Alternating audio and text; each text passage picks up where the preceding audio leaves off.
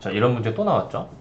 이런 문제가 어떤 문제냐면은 문학에서 보기 문제 3점 문제인데 설명을 해주죠. 보기에서 설명을 해주고 그리고 선지에서 이야기를 하고 있는데 이 중에 적절하지 않은 거 찾는 거고 그리고 내용이 좀 길어요. 길어서 뭔가 고민해야 될 게 많은 것 같아.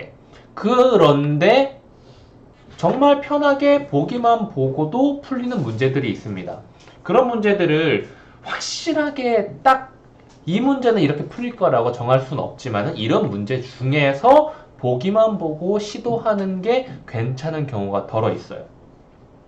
해볼까요? 어차피 지문을 읽지 않더라도 우리는 보기를 읽고 선지를 읽으면서 판단을 해야 되는 거니까 시간상의 낭비는 없는 겁니다. 그리고 우리가 좀 더 유리한 것은 이게 연계여서가 아니라 그냥 심청전에 대해서 막 인당수의 몸을 빠뜨리고 신봉사가 심청이와 만나가지고 눈이 떠지고 이런 스토리를 모르는 사람은 없잖아요. 그쵸? 그것만 가지고도 풀 수가 있는 거예요. 자, 보기 볼게요. 심청전은 효의 실현 과정에서 다양한 양상의 모순적 상황이 발생한다.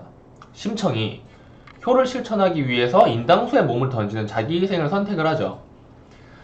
그런데 부친 곁에 있는 게 사실은 효도잖아. 그쵸? 그러니까 이건 모순인 거죠. 효도를 실천을 하면서 불효를 저지르는 것. 모순인 거죠. 그리고 심청이 자기 희생의 목적이었던 부친의 계안, 눈을 뜨는 것이 장림이었죠. 신봉사. 이게 뒤늦게 실현되는 것은 결말의 지연을 위해 설정된 모순적 상황이라 할 수 있다. 이게 뭐냐면은 원래대로라면은 아버지 눈 뜨게 하려면은 인당수의 몸을 던져라라고 했는데 던지는데 아버지가 눈이 안 나온 거야. 그쵸? 그런데 나중에 심청이를 만나고 심청아! 이러면서 눈이 떠졌단 말이죠. 근데 생각해보면 인당수의 몸을 던지는 시점에 이미 눈을 떴어야 됐지 않나. 심청이가 인당수의 몸을 던지고 나서 다시 심청이를 만날 때까지의 그 기간 동안 그러면 신봉사는 과연 심청이의 그 희생의 대가를 제대로 누렸는지 오히려 더 불행하지 않았는지 뭐 그런 것까지 생각할 수가 있는 거죠. 그러니까 그렇게 눈 뜨는 기간이 길어지고 멀어지는 것은 나중에 만나가지고 심청이를 만나서 눈이 떠졌을 때의 극적인 상황을 노려서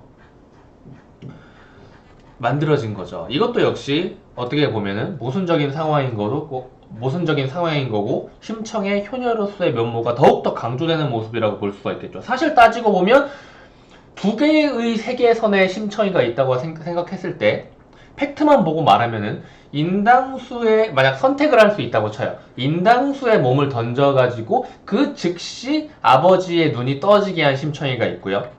1번을 선택해서 그렇게 한 심청이가 있어요. 그런데 이 세계선의 심청이는 저는 2번 나중에 극적인 효과를 강화시키기 위해서 아버지와 내가 다시 만났을 때 아버지의 눈이 떠지게 할 거예요. 그 이전까지 그러면은 너랑 아버지랑 만나기 전까지 기간 동안 아버지가 너 없이 장님인 상태로 고생하고 너 찾아오는 그거는 별로 생각을 하지 않니? 그건 잘 모르겠고 일단 제가 효녀로서의 면모를 더욱더 독자들에게 강조할 수 있도록 2번 저랑 만났을 때 눈 떠지도록 하겠습니다. 이 두 개를 따지고 보면 사실 이렇게 읽는 우리의 입장이 아니라 그냥 인물들의 효 같은 것을 봤을 때는 전자가 훨씬 더 큰 효도를 했다고 볼 수가 있는 거죠. 이건 좀 쓸데없는 말이었나? 아무튼 간에 이러한 효도의 측면을 더 강조하기 위해서 그러니까 극적으로 문학 작품이니까 쓴 거라는 겁니다.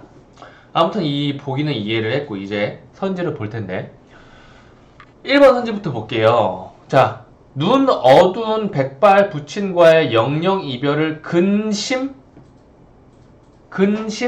왜요?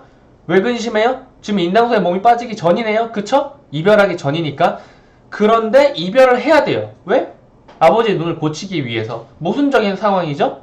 그 근심하면서도 다시금 생각을 해가지고 다시금 생각은 뭐예요? 결국 심청에 있는 물에 빠졌다는 걸 우리는 알고 있죠. 물에 빠지겠다는 거예요. 그쵸? 그러면 모순적 상황을 염려 그리고 이를 수용. 맞는 말이죠.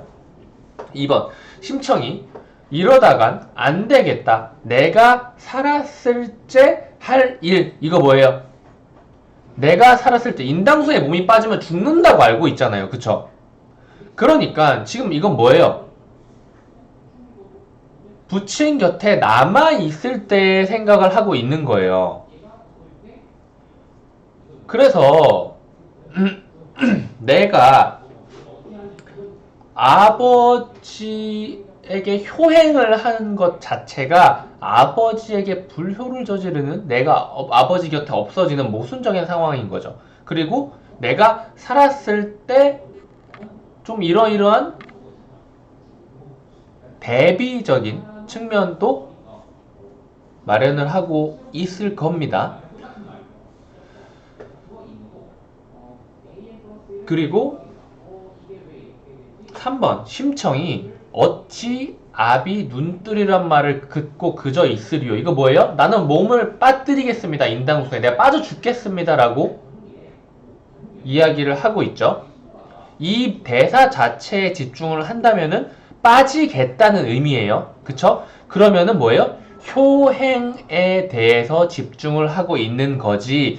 효행으로 인한 모순적 상황, 아버지가 혼자 남게 되는 것에 대해서 이 문장에서 생각하고 있는 게 아니죠. 당연히 걱정하고 있어요. 당연히 걱정하고 있는데 이 어찌 아비가 눈뜨리란 말을 듣고 내가 가만히 있겠습니까? 라고 하는 이 말에서는 심청이는 100% 인당수의 몸을 빠뜨리는 것에만 집중하고 있죠. 그래서 이게 답인 겁니다.